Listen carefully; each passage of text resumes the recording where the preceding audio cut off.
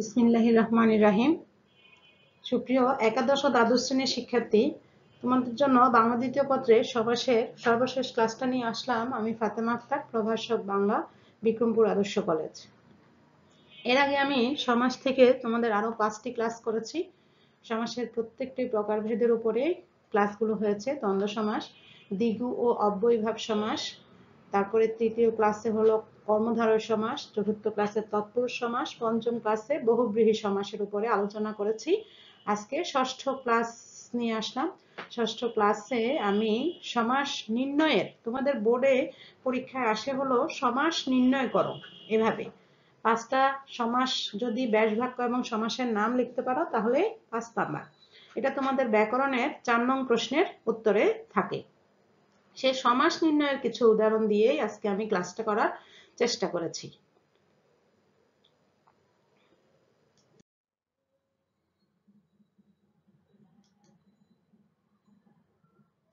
আমার প্রিয় শিক্ষার্থীরা, দেখো আজ আমাদের আলোচ্য বিষয় ব্যাস বাক্য সহ সমাসের নাম লিখো।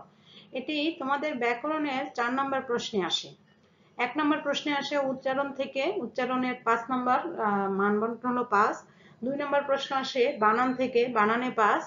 3 নম্বর প্রশ্ন আসে ব্যাকরণিক শব্দ শ্রেণী অর্থাৎ পদ থেকে, পদ নির্ণয় করা, সেখানে 5 নম্বর।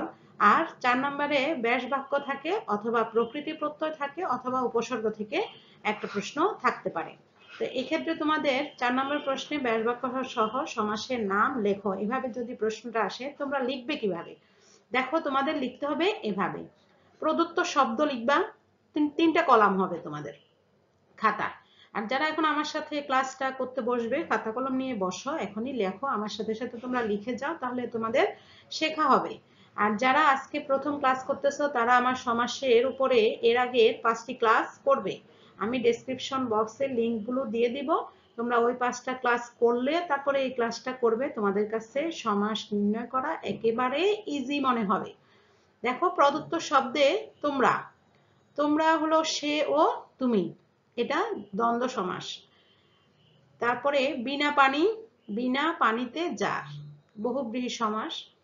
দুর্ভিক্ষ, ভিক্ষার অভাব, অব্যয়ীভাব সমাস। কুসুম কোমল, কুসুমের ন্যায় কোমল, উপমান কর্মধারয় সমাস। পল্লী কবি, পল্লীর কবি, ষষ্ঠী তৎপুরুষ সমাস। ভাত রাঁধা, ভাতকে রাঁধা, দ্বিতীয়া তৎপুরুষ সমাস।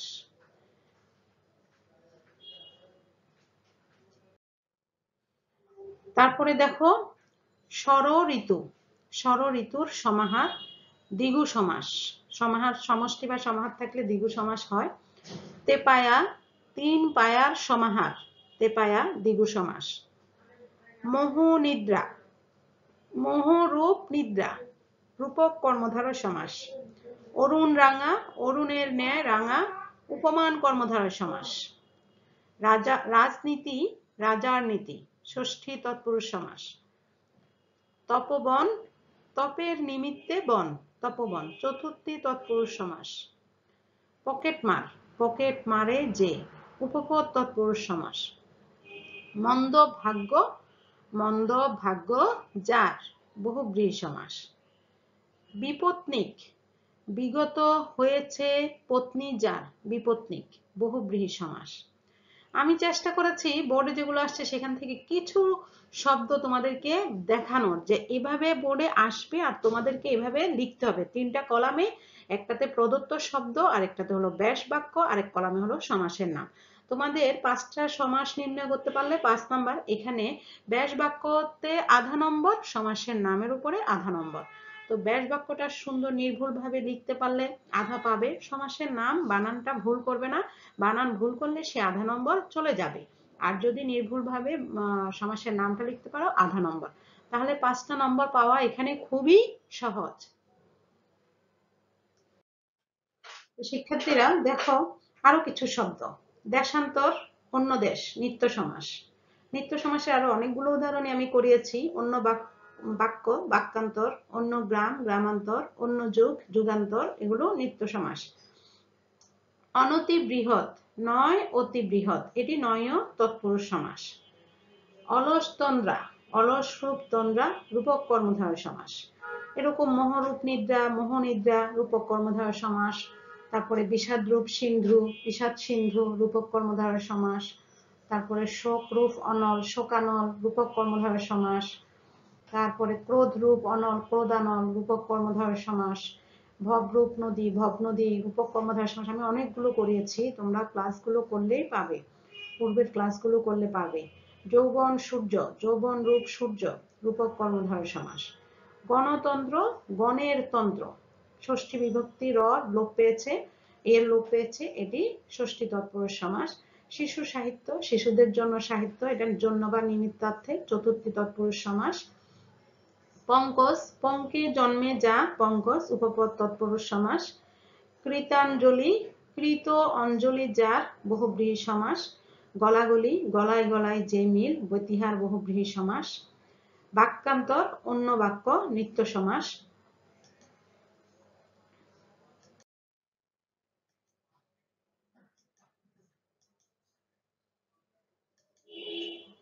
তারপর দেখো আরো কিছু সমাস প্রদত্ত শব্দ ব্যাস বাক্য এবং সমাসের নাম আমি নিয়ে আসছি।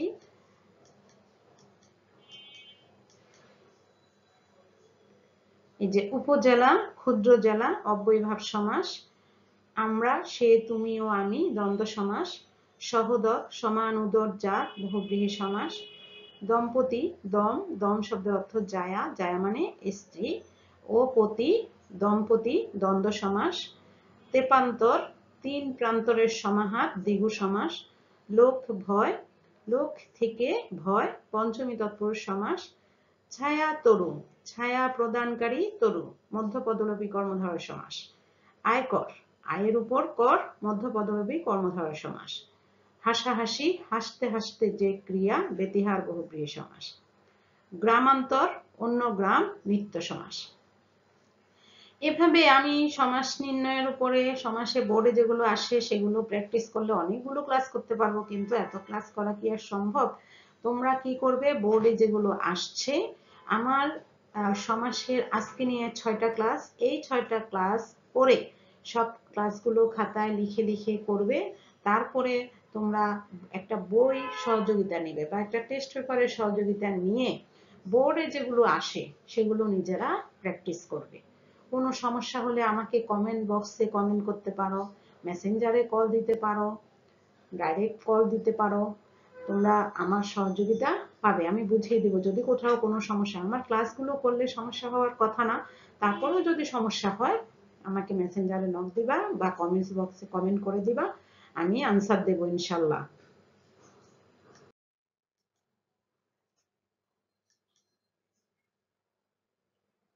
তো আজ এখন আমি অ্যাসাইনমেন্টের প্রশ্ন দিব।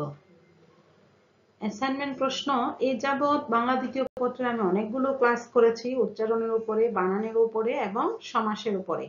এই 3টা ব্যাকরণ পাঠের উপরে আমি আজকে অ্যাসাইনমেন্ট দিচ্ছি। তোমরা অ্যাসাইনমেন্ট প্রশ্নগুলো তুলে নিবা, প্রশ্নগুলো লিখে পরে সুন্দর করে একটা খাতায় লিখে আমাকে জমা দেবা।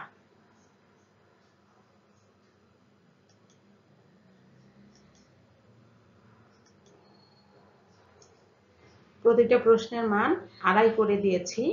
অধ্বনি উচ্চারণের 5টি নিয়ম উদাহরণ সহ লেখো। আমি ক্লাস করেছি অধ্বনি আদ্য অধ্বনি উচ্চারণের 5টি নিয়মও করেছি, মধ্য অধ্বনি উচ্চারণের 5টি নিয়মও করেছি। যখন তোমাদের শুধু অধ্বনি উচ্চারণের 5টি নিয়ম আসবে তখন তোমরা আদ্য অ এবং মধ্য অধ্বনি উচ্চারণের থেকে মিলিয়ে দুটো ক্লাস থেকে মিলিয়ে দুইটা নিয়মের দুইটা প্রশ্নের 10টা নিয়ম আছে, সেখান থেকে তোমরা 5টা নিয়ম লিখে দিবা। তারপরে ধ্বনি উচ্চারণের 5টি নিয়ম উদাহরণ সহ লেখো। এটিও আমি ক্লাস করেছি, ওই ক্লাসটা করলে তোমরা পারবে, এগুলো বুঝতে পারবে। তারপরে সমস্যা হলে কমেন্ট বক্সে কমেন্ট করবে। তারপরে বাংলা বানানের নিয়ম অনুসারে রস্বীকার ব্যবহারের 5টি নিয়ম লেখো। আমি বাংলা বানানের নিয়ম থেকে দুটো ক্লাস করেছি। বাংলা বানানের নিয়ম দিয়েছিলাম 12টা না 12-14টার মতো বাংলা বানানের নিয়ম দিয়ে একটা ক্লাস করেছি, আর রস্বীকার ব্যবহারের নিয়ম 7টা বা 8টা দিয়ে একটা ক্লাস করেছি। তো বাংলা বানানের নিয়ম অনুসারে রস্বীকার ব্যবহারের 5টা নিয়ম লিখলে এখানে বোর্ডে এই প্রশ্নগুলো 5 নাম্বার, প্রতিটা প্রশ্ন 5 নাম্বার করে আসবে। এটা তোমাদের বুঝতে হবে। বোর্ডে আসে 5 করে, কিন্তু আমি অ্যাসাইনমেন্টের 10 নাম্বার মেলানোর জন্য তোমাদেরকে 2.5 করে 2.5 করে প্রতিটা প্রশ্নের মান দিলাম। এরপরে দেখো সমাস নির্ণয় করো। সমাস নির্ণয়ের জন্য যেগুলো দিয়েছি দেখো, বিশ্ববিখ্যাত, জলচর, পূর্বাহ্ন, প্রতিক্ষণ, অনসূয়া, সতীর্থ, জীবন বীমা, জনমানব, প্রগতি, যুগান্তর, এগুলো তোমরা পারবে আশা করি। ক্লাস যদি করে থাকো তাহলে পারবে, আটকাবে না। তো এই অ্যাসাইনমেন্টের 10 নম্বর এটা আর কি তোমরা ক্লাস শেষে অ্যাসাইনমেন্টগুলো করে যারা আমার কলেজ স্টুডেন্ট তারা কলেজে জমা দিবে।